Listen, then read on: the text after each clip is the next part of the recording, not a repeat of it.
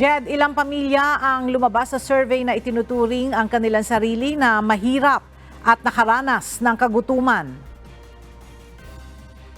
Ella, may humigit kumulang 42% o 11.1 milyong pamilyang Pilipino ang itinuturing ang kanilang sarili na mahirap. Ayon ito sa resulta ng survey ng tugon ng masa na isinagawa ng Okta Research. Bumaba ang self-rated poverty noong unang quarter ng 2024 na ayon sa survey ay kumakatawan nga sa 11.9 milyong pamilya o 45% na naitala noong fourth quarter ng TNM survey na isinagawa noong Disyembre 2023. Ang 3% o 800,000 na pamilya na pagbaba ay kumakatawan rin sa patuloy na pagbaba ng trend ng self-rated poverty na naobserbahan mula noong Hulyo 2023 kung saan pumalo sa 50% ang self-rated poverty. Kumpara nga noong ikalawang quarter ng 2023, Ella, bumaba ang self-rated poverty sa NCR ng 11% mula 40% na ngayon ay 29%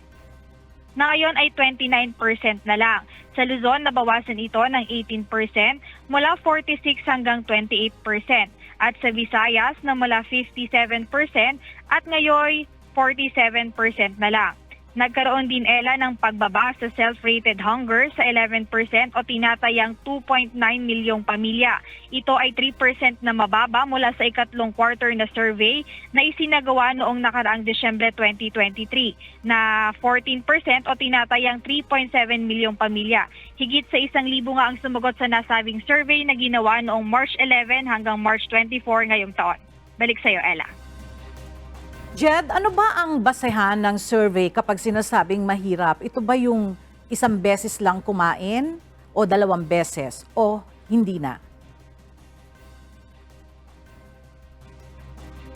Ella, ayan nga yung aalamin natin sa Okta Research kung paano nila nalalaman kung paano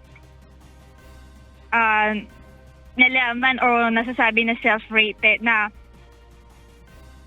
kung paano na-measure nga yung self-rated poverty and hunger na inilalabas nila dito sa survey. Alright, maraming salamat, Jed Naresina.